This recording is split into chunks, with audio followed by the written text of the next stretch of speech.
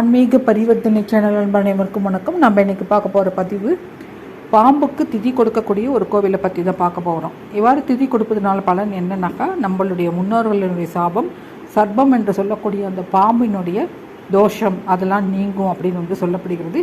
இது எந்த கோவில் அப்படின்னு பார்த்தோம்னாக்கா, கர்நாடக மாநிலத்தில் இருக்கக்கூடிய குக்கி சுப்பிரமணிய கோவிலில் தான் இந்த பாம்புக்கு திதி கொடுக்கக்கூடிய ஒரு நிகழ்வு நடக்கின்றது.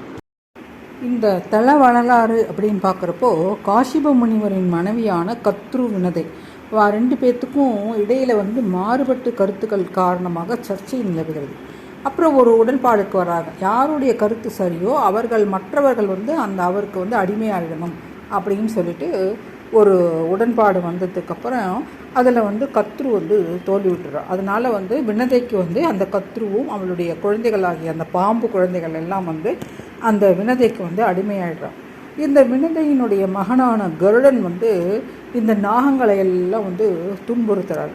அதனால் வாசுகி அப்படிங்கிற அந்த பாம்போட உதவியோடு இந்த மற்ற பாம்புகள்லாம் இந்த குமாரதாரா நதி அருகில் இருக்கக்கூடிய ஒரு குகையில் ஒழிந்து கொண்டு அங்கு சுப்பிரமணியர்கிட்ட பிரார்த்தனை பண்ணுறாங்க தங்களை காப்பாற்ற வேண்டி.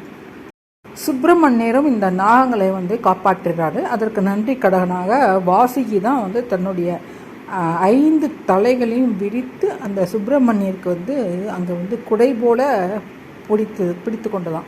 இதன் அடிப்படையில் தான் குமாரதாரா நதியில் ஆதி சுப்பிரமணியருக்கு கோவில் எழுப்பப்பட்டது அப்படின்னு சொல்லப்படுகிறது.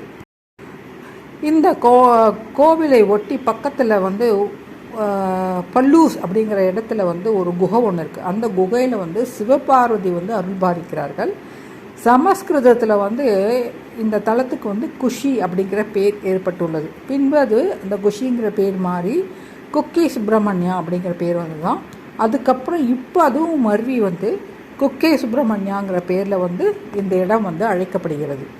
இந்த தலத்தினுடைய சிறப்புகள் அப்படின்னு பார்த்தோம்னாக்கா, கர்நாடகாவில் இருக்கக்கூடிய முருகனுடைய வழிபாட்டு தலங்களில் இது ரொம்ப முக்கியமானதாக உள்ளது.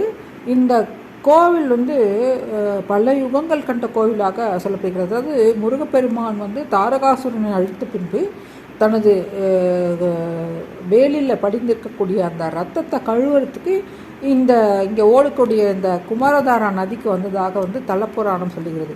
அதே மாதிரி பரசுராமர் தன் தாயை கொண்ட பாவம் இங்கு நீராடியதாக வரலாற்றில் இருக்குது.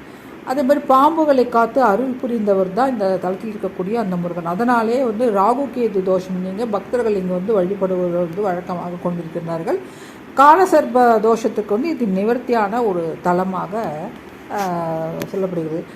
அது மாத்திரம் இல்லாமல் இங்கே பாம்புக்கு திதி கொடுத்தானாக்கா பித்ருக்கடல் செலுத்திய பலனை நம்ம பெறலாம் அப்படின்னு சொல்லிட்டு சொல்கிறாங்க. அதனால தான் இந்த தலத்தில் பாம்புகளுக்கு திதி கொடுக்கக்கூடிய ஒரு வழக்கம் இருக்கிறது. இதுதான் இந்த குக்கி சுப்பிரமணியா கோவிலினுடைய ஒரு சிறப்பு. மீண்டும் வேறு ஒரு ஆன்மீக தகவலுடன் உங்களை சந்திக்கின்றேன். நன்றி, வணக்கம்.